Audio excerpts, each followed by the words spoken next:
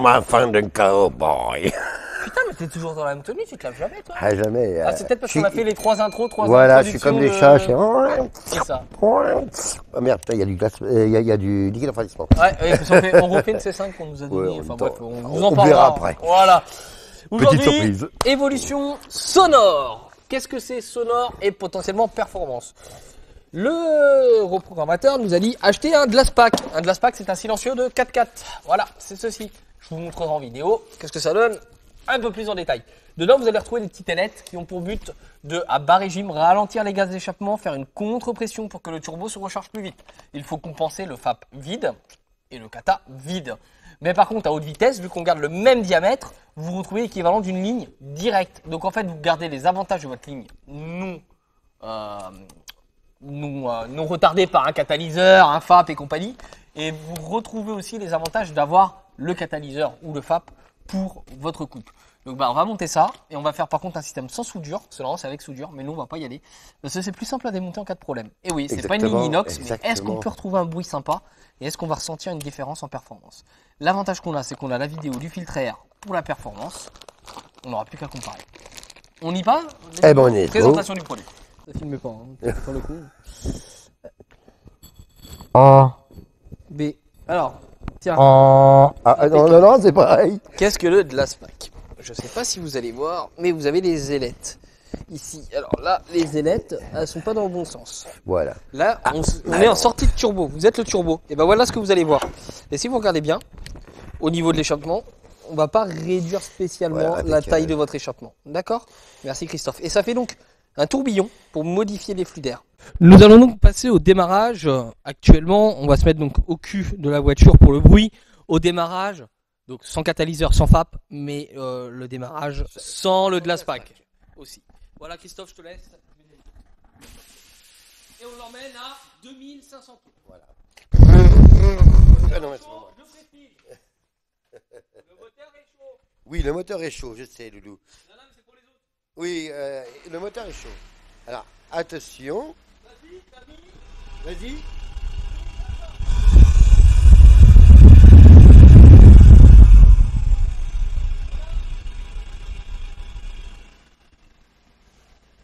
Alors, ta voiture est dégueulasse.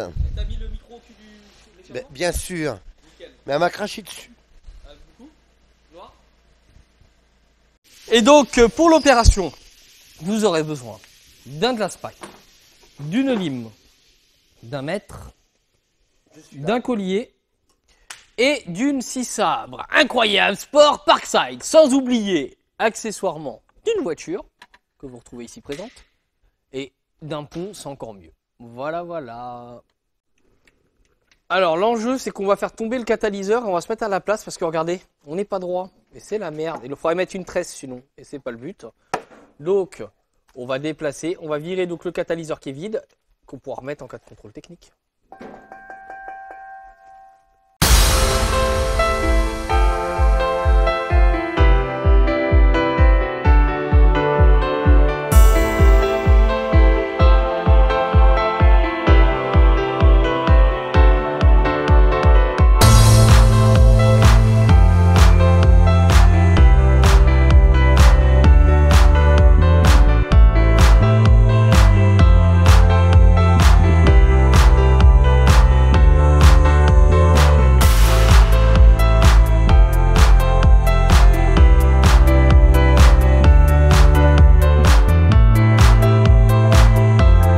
Alors voilà le résultat final. Donc on a le collier de base d'origine, on a notre Glasspack ici présent, et après on enchaîne avec le collier qu'on a acheté. Bon, ça fait propre, hein. C'est peut-être la partie la plus neuve de la voiture du coup.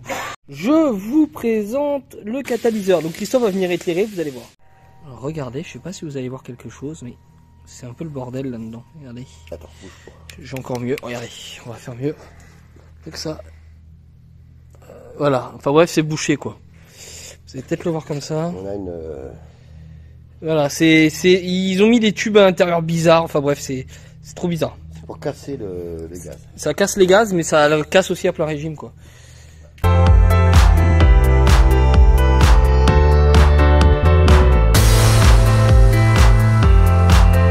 Donc Donc il est temps de redescendre mémère, on retire les patins et on essaye de la démarrer. Donc du coup il va être temps de démarrer, le moteur est encore assez chaud donc on va pouvoir emmener à 2500 tours quelques secondes après le démarrage.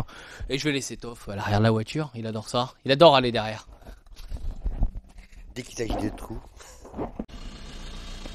Ça change rien. Pour l'instant non, par contre on va tirer.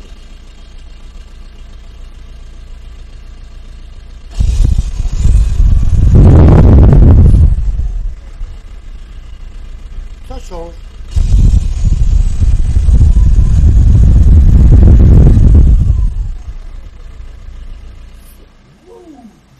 Tu le sens mieux?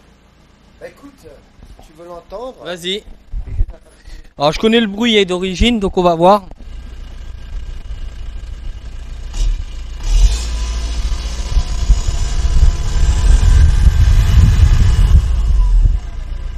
Ouais. Ouais. Et ben voilà. Alors, concluant, pas concluant. On va dire que c'est pas concluant. Pourquoi? Le silencieux, en fait, il est tubé sans être tubé. Il y a ce qu'on appelle une mitraillette. Cette mitraillette coupe le flux des gaz, coupe le bruit, ralentit le flux d'air. Donc en fait, le Glasspack ne fait pas réellement son rôle. Est-ce qu'il y a du mieux? Oui, un petit peu, mais pas suffisamment pour vous faire une comparaison, vous mettre une vidéo comparative, vous dire c'est mieux. La réalité, elle est que le son est légèrement modifié puisqu'on est passé d'un catalyseur qui était tubé mais de façon un peu bizarre à l'équivalent d'un tube grâce au Glasspack et ces modifications des flux d'air d'échappement. L'impact que ça va permettre à la longue d'avoir un meilleur bruit, d'avoir de meilleurs résultats. Mais pour proposer quelque chose de plus complet, on sera obligé de virer le silencieux arrière. Ça fera l'objet d'une prochaine vidéo avec des comparaisons. Donc ça, ce sera le Glasspack de la résurrection. Une fois que ça se sera fait, que ce sera en route, on va donc tout tester. À la fois la performance, au bout d'un certain nombre de kilomètres, le temps que les calculateurs se mettent en ordre, et aussi au niveau du son. Donc là, on mesurera le son avant et après, avec vraiment un environnement non bruyant et directement le micro vraiment au cul de l'échappement et un anti-vent pour que vous entendez mieux. Le son qui est censé être reproduit, on devrait se rapprocher normalement, si ça fonctionne comme ils le vendent, pas loin d'un bruit de GTI, ce que je ne crois pas. Alors la déception elle est là, oui, mais c'est la configuration du véhicule qui laisse penser que la déception est là. Donc on va faire les modifications qui permettront de dire si ça fait son rôle ou pas, dans le cadre d'une prochaine vidéo. D'ailleurs, par rapport à tous ces efforts qu'on fait pour vous faire les démonstrations les plus complètes qu'on peut, n'hésitez pas à liker, à commenter, à partager et à inviter vos amis. Je tourne la conclusion seul parce que Christophe est au travail au moment que je tourne la conclusion. Mais ça n'empêche pas qu'on travaille beaucoup sur la voiture. Vous allez avoir des vidéos qui arrivent vraiment très détaillées aussi sur la restauration de la Passat, puisqu'elle va être revue aussi bien à l'intérieur qu'à l'extérieur. C'est un projet qui s'approche un peu de la BX. Donc voilà ce qu'on pouvait vous dire pour cette conclusion de cette première partie du Glasspack. Un petit plus, mais sans trop. Qu'est-ce qu'on entend réellement? On entend vraiment l'hélice du turbo qui tourne, on entend le petit sifflement, mais il y a une petite perturbation qui dérange. On va corriger ça dans une prochaine vidéo. Donc pensez donc à liker, commenter, vous abonner et à partager. Bien entendu, je l'ai dit, je me répète et je le redis, c'est très important. Merci pour votre fidélité et surtout restez à bloc moteur.